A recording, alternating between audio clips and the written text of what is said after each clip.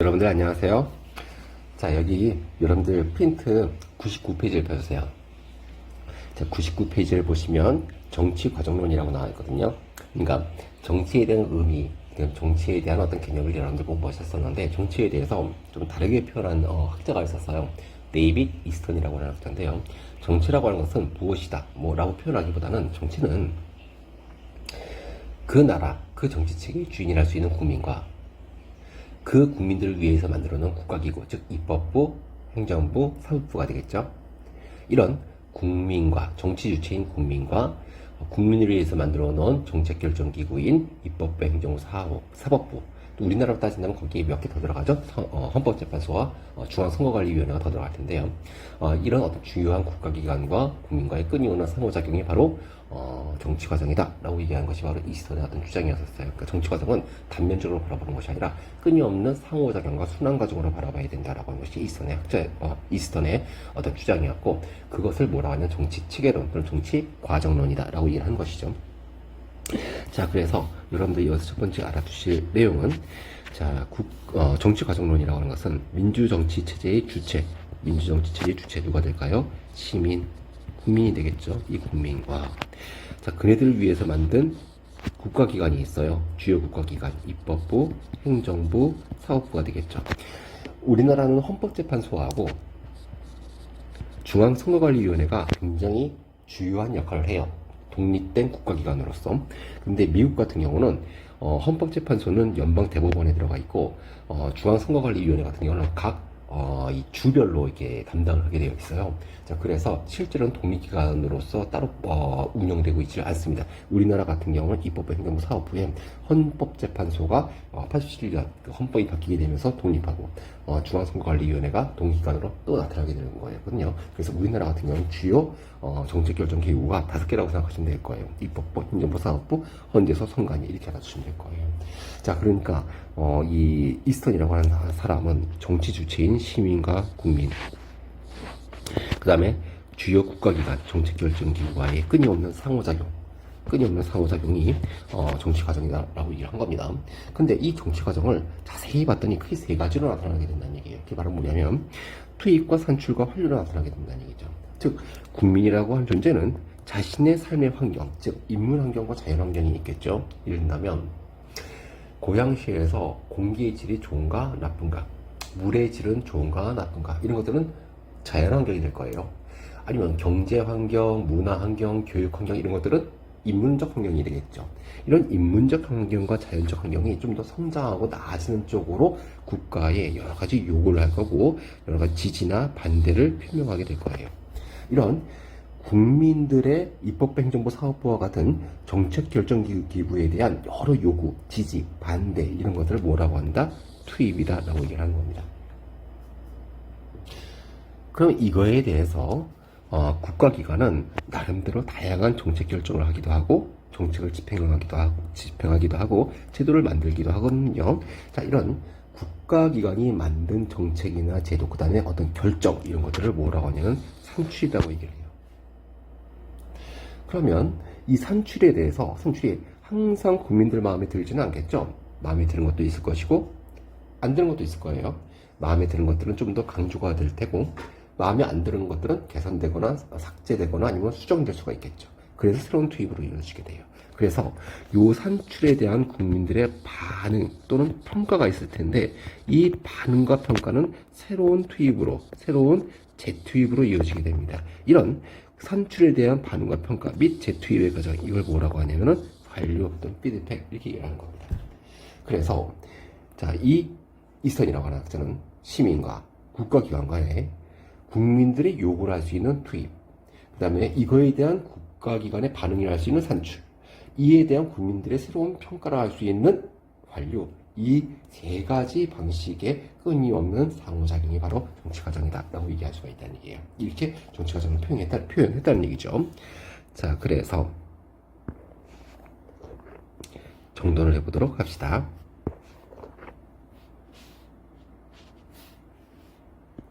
자, 정치 주체는 뭐라고요? 정치 주체는 시민 또는 국민이 돼요. 정책결정기구는 입법, 행정, 사법, 즉 주요 국가기관을 얘기하죠. 우리나라에서는 헌재소도 들어가고 중앙선거관리위원회도 들어갑니다. 이들과의 끊임없는 상호작용이 어떤 모양으로 나타난다? 정치 주체가 국가기관에 여러 가지 요구를 하는 것, 자신의 자연환경, 인문환경을 개선시키기 위해서 요구를 하는 것, 뭐라고 한다? 이걸 투입이라고 한다. 그리고 이거에 대한 국가기관의 반응이 있겠죠. 어떤 결정과 반응이 있을 거예요. 그걸 뭐라고 한다? 산출이라고 한다. 이 산출에 대한 국민들의 어떤 평가가 있을 거예요. 이 평가는 새로운 재투입으로 이어지게 되죠. 이런 평가와 재투입의 과정, 이걸 뭐라고 한다? 환류라고 한다. 이런 어떤 과정으로 나눌 수가 있다는 얘기예요. 아시겠죠? 어렵지 않죠? 자, 그런데 자, 이거를 저기 아저씨는 이렇게 내용들을 분류를 했어요. 이 중에서 여러분들이 알아주실 내용은 지금 빨간색으로 체크해 둔 것만 알아주시면 되겠습니다. 투입의 주체는 뭐라고 했었죠? 국민이었었죠? 자, 국민은 개개인의 활동으로 통해서 이루어지기도 하고, 국민들이 집단을 통해서도 정치 과정에 투입을 하기도 해요. 뭐 집단이라고 한다면 정당, 이익집단, 시민단체, 언론기관이 있는데 다음에 다시 또 공부를 하게 되겠죠. 자세하게. 이익집단은 직업단체, 뭐 노래방연합회, PC방연합회, 의사연합회, 약사연합회, 아니면 뭐 언론연합회, 이런 것들이 되는 것이고, 시민단체는 뭐 환경단체, 아니면 경제정의실천연합회, 아니면 정치 뭐 투명성연대, 이런 데를 얘기하는 겁니다. 언론기관은 이제 뭐 여러분들이 알다시피 어떤 그 대표적인 뭐 JTBC나 아니면 KBS나 이런 언론기관이 되겠죠. 이런 집단을 만들어서 투입을 하기도 하는데, 여기서 조금 조심하셔야 될 게 있어요. 그러니까 국민들의 투입은 개인이나 집단을 통해서 이루어지게 되는데, 이 집단에서 정당을 조금 조심해서 알아두셔야 돼요. 정당이라고 하는 것은 뭐냐면, 잘 보세요. 정당은 여러분들이 여기서 투입의 주체라고 공부를 하는데 자꾸 산출의 주체로 착각하는 경우가 많아요. 그래서 시험 문제 잘 나와요. 그러니까 잘 보세요. 정당이라고 하는 것은 국가기관일까요? 아닐까요? 국가기관은 입법부, 행정부, 사법부, 헌재소, 선관위를 국가기관이라고 얘기를 해요. 정책결정기구죠. 정당은 국가기관이 아니라 민간단체예요. 예를 들어서 여러분들이 정당을 자연스럽게 누구나 다 다양한 정당을 만들 수가 있다는 데서 그걸 힌트를 얻을 수가 있습니다. 예를 들면 우리나라에서 민주당, 공화당, 정의당 이름이 딱딱하잖아요. 좀 색다른 이름의 정당을 한번 만들어 볼까? 올리고당, 아니면 좀 색다른, 아예 색다른 이름을 만들어 볼까? 신사임당, 아니면 살을 빼기 위해서는 포도당을 줄여야 되는데 포도당. 자, 만들 수 있을까요? 없을까요? 만들 수 있습니다. 과천에 있는 중앙선거관리위원회 가서 등록 신청하면 만들 수가 있어요. 그럼 뭐가 국가기관인 거냐? 포도당이 됐든 올리고당이 됐든 신사임당이 됐든 그 정당 원들 중에서 국회의원에 당선된 그 사람만 입법부에 들어가서 활동하는, 걸어다니는 국가기관, 입법기관이 되는 거예요. 정당은 그 입법기관에 영향력을 주는 투입기관인 것이지 국가기관은 아닌 겁니다. 그걸 조심하셔야 돼요. 따라서 정당이 당론을 결정하거나 어떤 정치적인 압박 활동을 하였다라고 한다면 그건 산출 활동이 아니라 무슨 활동이 되는 거죠? 투입 활동이 된다라고 하는 것을 조심하셔야 되는 겁니다. 왜? 정당은 국가기관이 아니라 민간단체, 국민이 자발적으로 만들어놓은 민간기관이니까. 아시겠죠? 조심하세요. 자, 그래서 투입은 국민들이 하는 것인데, 개개인, 청원, 독자투고, 선거와 같은 개인적인 방법으로 참여할 수도 있고, 투입할 수도 있고, 정당, 시민단체, 이익집단, 언론기관을 통해서 집단적으로 활동할 수도 있다. 이렇게 알아주시면 되겠습니다. 읽어만 보시면 되는데, 정당 조심하셔야 돼요. 두 번째, 산출의 주체는 뭘까요? 정책결정기구, 국가기관이 되겠죠. 입법부, 행정부, 사법부. 우리나라에서는 헌재소 또는 선관위도 포함이 될 거예요. 환류는요, 산출에 대한 평가와 재투입의 과정이 환류죠. 근데 잘 보세요. 요거 한번 알아보도록 할까요? 왜 이래? 미안해요, 여러분들. 자, 여기서 민주주의 국가는 산출 활발하죠? 국가기관이 하는 활동을 활발하게 이루어집니다. 그거에 대해서 사람들이 평가도 활발하게 하죠. 또 다양한 요구도 하죠. 투입도 활발해요. 시민단체, 이익집단들의 활동 아주 활발합니다. 그러니까 민주주의 국가는 산출, 환류, 투입이 다 활발해. 권위주의 국가는 어떨까요? 우리나라 같은 경우는 문재인 아저씨에 대해서 막 비난도 많이 하잖아요. 그다음에 평가도 이거 잘못했다 이런 말을 많이 하잖아요. 자, 그런데 만약에 중국 공산당 같은 경우 시진핑 아저씨가 산출을 했어요. 뭔가 이거는 뭐 중국 인민들을 위해서 필요하다 그런 거 했어요. 근데 그에 대해서 반대하는 의견을 자유롭게 표현할 수 있을까요? 반대면 어떻게 될까요? 없어집니다. 갑자기 어느 날 사라져버려요. 그 다음에 시진핑, 일단 또는 공산당, 그러니까 중국 공산당하고 반대되는 그 정책에 반대되는 요구나 지지를 하게 되면 어떻게 될까요? 역시 사라집니다. 이 알리바바의 리더였던 그 마윈이라고 하는 사람이 중국 공산당의 어떤 정책에 대해서 반대되는 의견, 즉 시장 금융정책에 대해서 어떤 그 중국도 도입을 해야 된다고 주장을 했다가 아작이 나버렸죠. 완전 원투 쓰리 펀치 맞고 그냥 입 강냉이 다 털려가지고 지금 아주 쫄고 꼴을 납작하게 내렸습니다. 그러니까 뭔가 이 중국 공산당 같은 경우는 아직도 권위주의적 국가예요. 그러니까 산출만 강조가 되고 뭐 평가, 즉 환류 과정이죠. 투입 아예 없어요. 권위주의적 국가일수록 산출이 강조가 되고 있다. 이게 중국이 과연 오랫동안 성장할 수 있을까? 이거는 미지수예요. 거의 대부분의 나라는 이런 권위주의가 지속되다가 결국에는 문제가 터지거든요. 얼마나 터지거든요. 중국은 이걸로서 계속 성장을 하고 있는데 민주주의 시스템이 아닌 권위주의 시스템에서 성장이 계속해서 언제까지 갈 수 있을까? 많이 성공하게 된다면 새로운 패러다임의 어떤 탄생이라도 볼 수 있지만 제가 볼 때는 아니면 다른 여러 유명한 학자들이 봐서 바라봤을 때는 중국 공산당이 하는 일이 항상 옳다고 볼 수는 없거든요. 그 옳다고 볼 수 없는 것을 국민들의 어떤 평가와 어떤 이 새로운 어떤 투입, 다양한 의견의 표출을 통해서 개선이 되는 거예요. 그래서 이 중국 공산당의 어떤 이 성장이라고 하는 것이 언제까지 이어질까? 이거는 뭐라고 할까, 좀 지켜봐야 되는 일인 것 같습니다. 각설하고 일단 이것만 여러분들은 알아주시면 돼요. 뭐만 알아두면 된다? 민주주의 국가에서는 산출, 환류, 투입이 다 활발하다. 근데 권위주의 국가에서는 산출만 활발하고 투입과 환류는 활발하지가 않다. 이렇게만 알아두시면 되겠습니다. 어렵지 않죠? 그래요. 좋아요. 자, 그 다음에 정치 참여 유형, 즉 투입의 유형이죠. 아까 전에 얘기했듯이 투입이라고 하는 것은 개별적인 방법이 있어요. 여기에 선거, 독자, 투고, 초원 이런 것들이 있죠. 독자, 투고, 초원 이런 것들이 있고요. 그 다음에 정당, 이익집단, 시민단체, 언론기관을 통해서 활동하는 것이 있어요. 정당은 민간단체다. 조심하셔야 돼요. 따라서 투입 활동에 해당된다라고 하는 것 조심하셔야 되는데, 이런 집단적인 방법이 좀 지속성이 강하고 개별적인 참여가 좀 간헐적이에요. 아무래도 개개인이 하다 보면 자기 업무에 치이다 보니까 지속적으로 정기적으로 뭔가 활동하기는 좀 어렵거든요. 근데 이 집단에 가입하게 되면은 아무래도 여러 사람들이 하다 보니까 지속적이고 좀 적극적으로 활동할 수가 있다는 얘기죠. 이런 내용이 담겨져 있는 거고요. 한번 읽어보시면 되겠습니다. 자, 그럼 중요한 건 자료탐구 4번이에요. 1번, 미안합니다. 자료탐구 1번이에요. 이거 중요해요. 여러분들이 시험 문제가 정치과정론이요, 제 시험에서 굉장히 골때리게 나와요. 복잡하게 나옵니다. 그럼 여러분들이 어떤 것이 투입이고 어떤 것이 산출이고 어떤 것이 환류인지 구분하실 수가 있습니다. 그럼 답이 딱딱딱 떨어져요. 나와요. 한번 연습해 보도록 하겠습니다. 근데 여기서 무엇이 투입이고 무엇이 산출이고 무엇이 환류이냐, 이걸 여러분들이 구분하시는 것은 그 말은 굉장히 복잡하게 나오거든. 그 주체가 누구냐라고 하는 것을 구분하셔야 돼요. 아시겠습니까? 예를 들어서 입법부가 또는 행정부가 어떤 다양한 법률안을 요구하였다라고 한다면 누가 활동한 거죠? 입법부. 행정부가 법률안 요구를 한 거죠. 입법부 행정부의 활동은 어떤 것이든 뭐가 될까요? 국가기관의 활동이니까 산출이 되는 겁니다. 요구한 단어를 썼다고 해서 투입이라고 얘기할 수는 없어요. 즉 어떤 활동을 한다 할지라도 투입, 산출, 환류를 구분할 때 그걸 한 자식이 누구냐, 그 활동을 한 직접적인 주체가 누구냐, 국가기관이다, 그럼 산출이에요. 국민이다, 또는 어떤 여러 가지 민간 단체다, 정당, 시민단체, 이익집단이다, 그러면 투입이에요.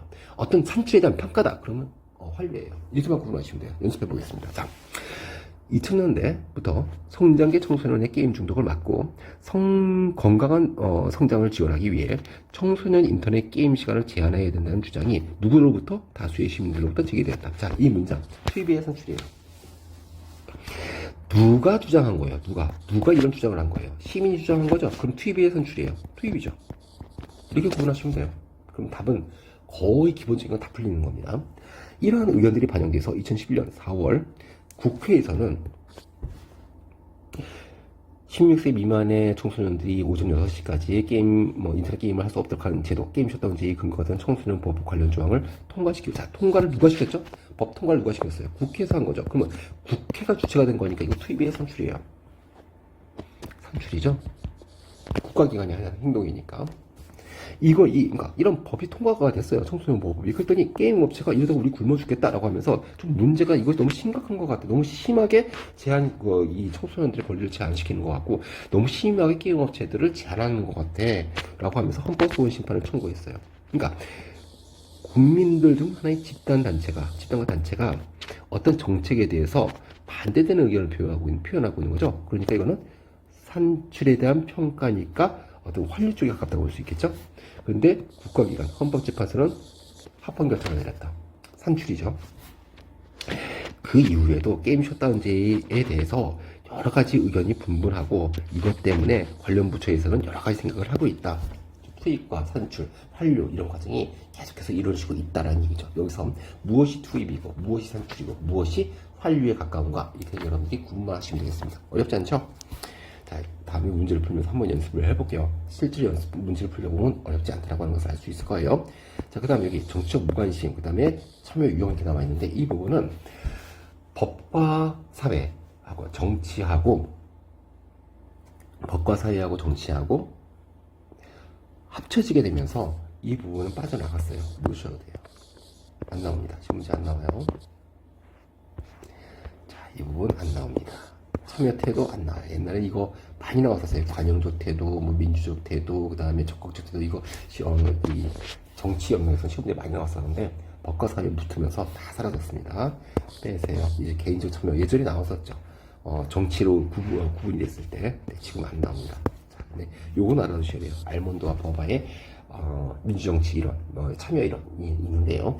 요 내용은 다음 시간에 따로 공부해 보도록 하겠습니다. 이건 알아두셔야 돼요. 나머지는 몰라도 되고요. 자, 문제 풀어보도록 하겠습니다. 103페이지예요. 자, 기본 문제 1번이에요. 자, A와 C는 정치 과정과 관련된 개념입니다. 이에 대한 설명으로서 옳은 것은 이렇게 나와 있습니다. 자, A를 볼게요. 사회의 다양한 요구가 표출됐네요. 자, B는 정책결정기구가 국가기관이죠. 국가기관이 정책을 수립하고 집행하는 것, 뭐가 될까요? 산출이 되겠죠. 그리고 산출된 정책에 대해서 사회의 일반 시민들의 평가와 재투입, 이건 뭘까요? 환류가 되겠죠. 그리고 사회의 여러 가지 요구, 이건 뭐가 될까요? 투입이 되겠죠. 자, 그러면 살펴보겠습니다. 입법부는 국가기관이죠. 투입의 주체인가요? 땡.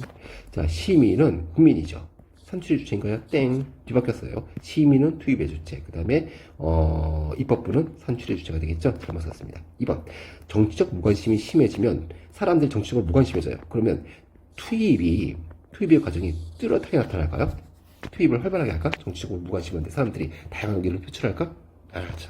잘못 설명하고 있네요. A 과정에서 지지를 많이 받는 정책, 예를 들어서 여성평등이라고 하시다. 요즘 이슈가 되고 있는 A 과정에서 지지를 많이 받는 정책일수록 B가 좀 더 빠르고 신속하게 처리될 수 있다. 맞나요? 맞죠. 네 번째, C는 환류죠. A, 투입에 영향을 주지 못한다. 어떤 산출에 대한 평가는 재투입으로 이어진다고 얘기했었죠. 즉, 투입과 밀접한 연관성이 있어요. 아닙니다. 자, 5번. 언론의 자유가 제한되면 투입과 환류가 잘 안 돌아가겠죠. A와 C의 기능이 활발해지는 것이 아니라 잘 뻑뻑거려지게 될 거예요. 맞는 정답은 3번이 정답이 되겠죠? 1번 알아두셔야 돼요. 자, 기본 문제 2번 같이 풀어보겠습니다. 자, 기사에 나타난 정치 과정에 대한 설명으로서 옳은 거 골라보세요. 자, 홍콩 시민들이 대규모 집회를 열었는데 무슨 법안 철폐해야 됩니다. 라고 주장해야 되는 거예요. 무슨 법안 철폐합시다. 무슨 법안 철폐합시다. 자, 중국 공산당이 법안을 만들었는데 이 법안에 대해서 홍콩 시민들이 대규모 집회를 열고 철폐해야 된다고 하는 반대 주장을 했다라고 하는 거예요. 그래서 검은 옷을 입고 나오고 저항의 선진물인 우산을 펼쳤다, 이렇게 얘기를 하고 있습니다. 자, 그러면 무슨 법안을 철폐해야 된다, 즉 어떤 제도에 대해서, 법안을 만든 것은 국가기관이 되겠죠. 제도, 산출된 제도에 대해서 국민들이 반응을 하고 있는 거죠. 물론 부정적인 반응입니다. 자, 반응을 하고 있는 거니까 뭘까요? 환류 투입 과정이죠. 그렇지 않죠? 기본 문제 3, 4번 보겠습니다. 우리나라 정부 관계 부처 합동 여름철 물놀이 안전대책을 발표했다고 나와 있어요. 여름철 물놀이 안전대책. 여러분들 방학식 때문에 여태까지 가정통신문 받으셨잖아요. 가정통신문에 물놀이 조심하라 이런 말 많이 나왔었죠. 교육부 아니면 행안부 이런 데서 지시를 내려서 그런 겁니다.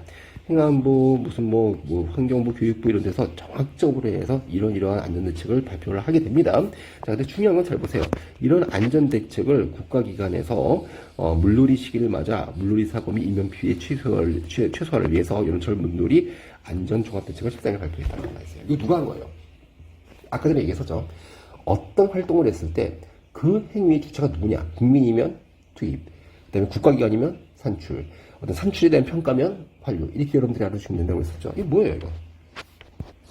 국가기관에 대한, 국가기관이 국민들을 위해서 뭔가 활동을 한 거죠. 누가 한 거예요? 국가기관이 한 거예요. 국가기관 중 행정부가 한 거예요. 행정부가. 그러면 뭐가 될까요? 투입, 산출, 환류 중 국가기관이 한 거니까 산출이 되겠죠. 그럼 이걸 다른 말로 이렇게 한번 잘 표현해 보세요. 서술형으로 이거 작년도에 제가 이거 시험 문제 냈었던 겁니다. 뭐냐면 잘 보세요. 이게 왜 산출이냐 이렇게 얘기하는 거예요. 자, 정책결정기구가 주체가 된 활동은 정책결정기구 국가기관이 되죠. 국가기관이 주체가 된 활동은 투입에 해당된다, 산출에 해당된다, 환류에 해당된다. 어디에 해당된다? 산출에 해당되기 때문에 이거는 이 제시문은 산출에 해당되는 겁니다. 이렇게 보시면 되겠어요. 자, 정책결정기구가 주체가 된 활동은 뭐가 된다? 산출이 된다. 시민이 주체가 된 활동은 뭐가 된다? 투입이 된다. 시민이 산출에 대해서 평가를 하는 것은 뭐가 된다? 환류가 된다. 이렇게 나눠주시면 되겠습니다. 자, 마지막 문제 5번 문제 풀고 이번 시간 끝내도록 할게요. 5번 문제입니다. 자, 표는 특정 정책의 결정 과정을 나타낸 것이다. 기업부터 미움에 대한 옳은 설명만을 보기에서 골라보세요. 자, 시민들의 불만이 표출됐습니다. 누가 했어? 누가? 시민들이네. 시민들이 해서 시민들이 뭐가 될까? 투입이 되겠습니다. 자, 무슨 당이 당론을 결정했네. 요게 요 문제의 핵심 포인트입니다. 그러니까 시험 문제가 나왔다 그러면 1번 아니면 5번 형태로 나오게 돼 있어요. 묻는 것은 투입, 산출, 환류를 구분할 수 있느냐? 1번 문제죠. 아니면 정당이 국가기관이냐 민간기관이냐 요거 함정파 놓고 물어보는 문제. 이 문제 5번 둘 중에 하나인 거예요. 1번과 5번 요번에 그 2학기 2차 고사 때 나올 수가 있겠죠. 알아두도록 합시다. 무슨 당 공식 당론 결정. 자, 이건 뭐가 될까요? 정당은 국가기관이 아니에요. 민간기관이에요. 따라서 이네들이 당론을 결정했다라고 하는 것은 국가기관이 아닌 민간 차원의 결정이기 때문에 뭐가 될까요? 이건 투입이 됩니다. 투입. 산출이 아니에요. 조심하셔야 돼요. 세 번째, 국회 의결. 이건 뭘까요? 국가기관이니까 산출이 되겠죠? 자, 그 다음에 이 국회가 어떤 법률안을 의결했더니 여러 가지 다양한 협회에서 찬성, 반대 의견을 표출했다는 거예요. 찬성, 반대 이런 표출을 했다고 나와 있네요. 자, 그러니까 이거 산출이 되고 이거는 산출에 대한 평가가 되는 거니까 환류가 되겠죠. 자, 기업. 자, 투입이라고 하는 것은 집회, 집단적 방법과 청원, 개인적 방법이 있죠. 자, 이것은 집단적 방법과 개인적 방법의 정치 참여, 투입이라고 하는 것은 기업, 투입에 수사이 될 수 없다? 둘 다 수사이 될 수 있습니다. 두 번째, 니은. 정당의 당론 결정이라고 하는 것은 정당은 민간단체이기 때문에 산출이 아니라 무슨 과정에 해당된다? 투입 과정에 해당된다. 이걸 묻기 위한 문제였어요. 알아두셔야 돼요. 이은 답이 아닙니다. 디귿을 볼게요. 꼭 알아두셔야 돼요. 꼭 2차 고사 때 제가 되겠습니다. 디귿은 국회가 결정을 한 거죠. 국가기관에 의한 산출 과정이죠. 정책결정기구의 정책결정 과정이다. 맞는 말인데 산출 과정이라고 보시면 돼요. 국가기관의 산출 과정이다. 맞는 말이네요. 리을하고 미음은 이 산출에 대한 어떤 국민들의 단체에 대한 평가죠. 그러니까 환류 과정이라 맞는 말이 되겠네요. 자, 그래서 맞는 정답은 니은하고 리을이 정답이 될 테고 기억하고 니은은 틀린 정답이 되겠습니다. 6번하고 7번은 이거는 작년도 시험 문제 그대로 냈었거든요. 여러분들 한번 답을 한번 해보세요. 그리고 궁금한 학생들은 저한테 물어보시면 좋을 것 같습니다. 자, 그래서 오늘은 여기까지 하고요. 다음 시간에 요거에 대한 답을 알려드리도록 하겠습니다. 그 다음에 알몬드와 버버의 정치문화론 이것도 따로 이제 공부해 보도록 하죠. 수고하셨습니다.